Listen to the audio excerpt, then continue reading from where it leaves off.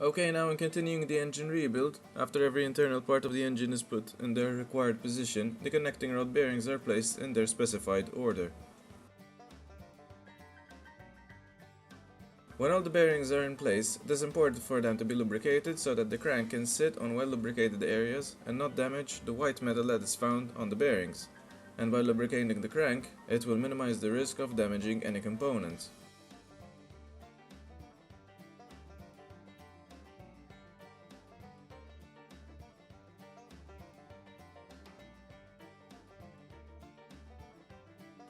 Tedious as it may be, lubrication is key when placing the bottom end cap of the connecting rod.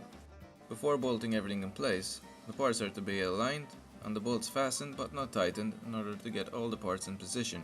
Now this might look simple and pretty straightforward to do, but it takes experience to know how to set an engine because everything must be properly positioned and gauged before the bolts are torqued accordingly.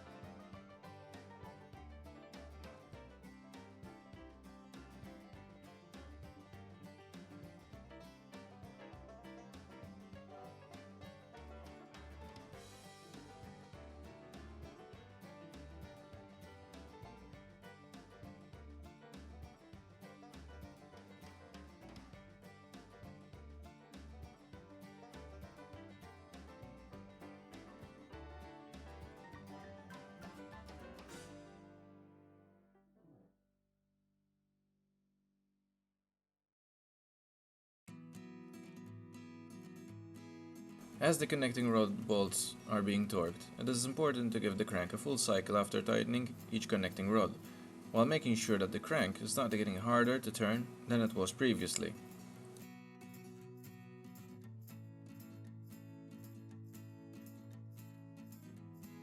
As the connecting rod bolts are being torqued, it is important to give the crank a full cycle after tightening each connecting rod, while making sure that the crank is not getting harder to rotate when comparing to how it was previously.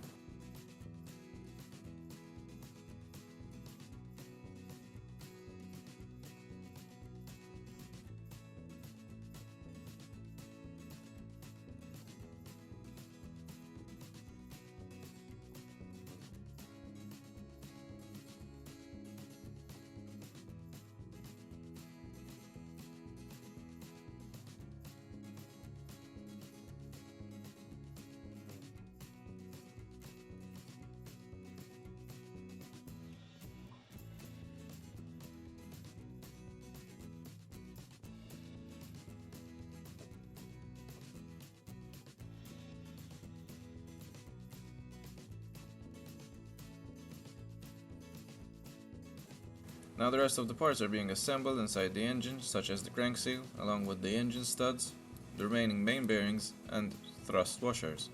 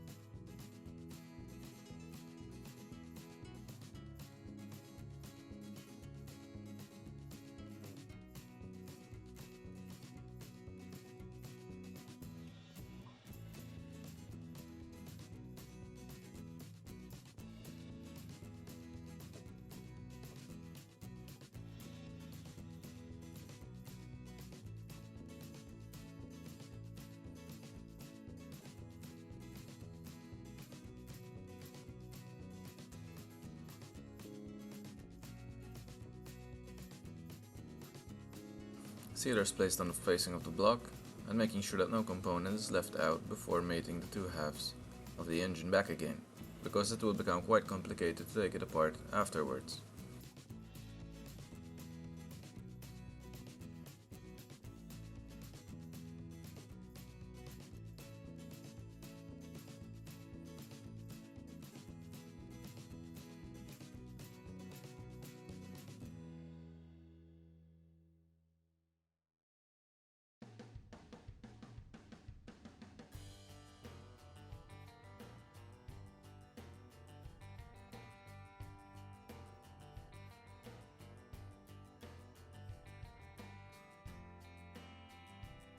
So now that the engine block is assembled, the engine nuts are torqued to specification.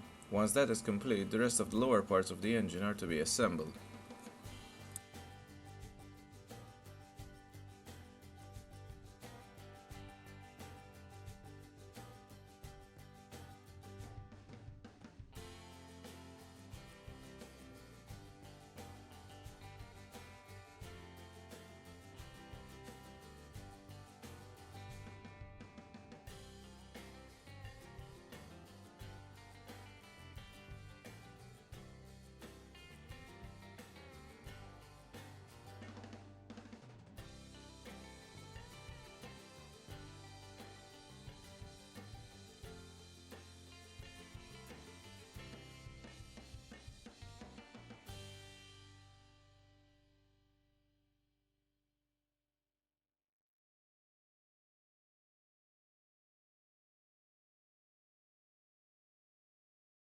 So when reassembled, the V6 engine should flow like this.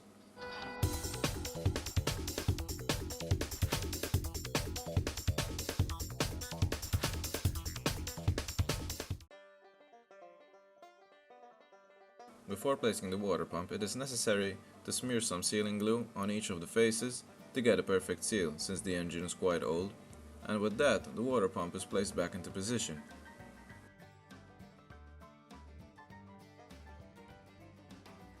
The engine is then checked with a dial gauge indicator to check for the top dead center. So the top dead center is the highest point a piston can reach before changing from an upward stroke to a downward stroke. The engine gasket is placed and the cylinder head is put into position.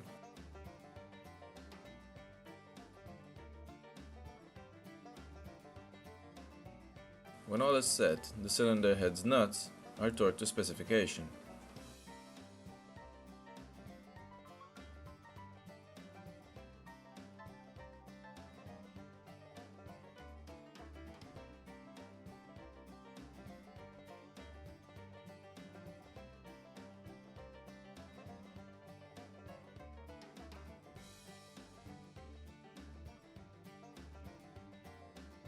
For the cylinder head to be complete, the top part needs to be assembled, and in this case the engine comes with what is called a cam box.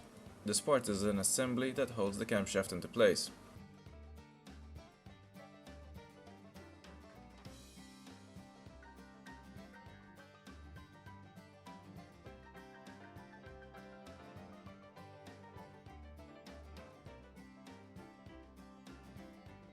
The timing belt tensioner assembly is mounted into position, along with the rest of the parts that sit on the lower part of the engine. With one of the cylinder heads fully assembled, it's time to begin preparing the other cylinder head to be assembled.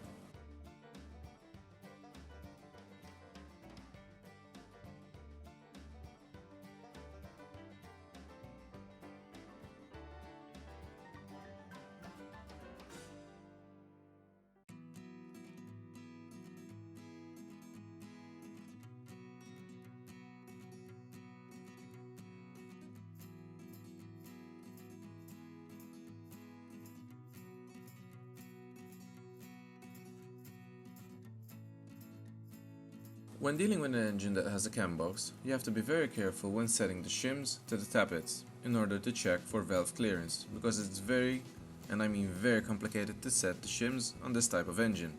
However, the calibration of these shims was done previously by an engineering shop here in Malta, so all we needed to do in Sicily is just assemble it.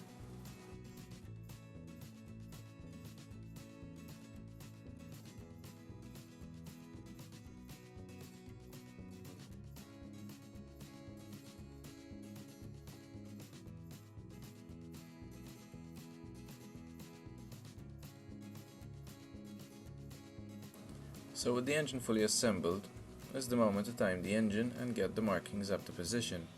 It is important not to forget to release the tensioner once everything is set, otherwise the belt would be loose and the whole process would be pointless, because it would skip a tooth and lose the timing.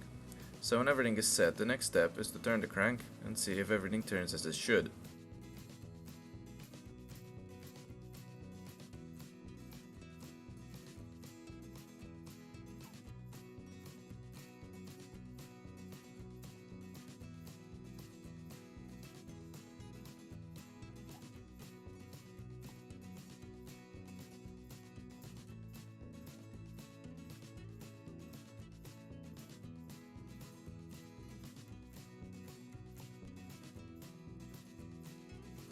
Last but not least is to have the distributor assembly in place to finalize the timing of the engine with regards to the firing order. So with all that, the mechanical side of the engine is fully assembled thanks to the help of Antonino, and the rest of the engine is to be completed back at home. So I hope you enjoyed this video, and join me for the rest of the build, the next upcoming videos, and thanks for watching.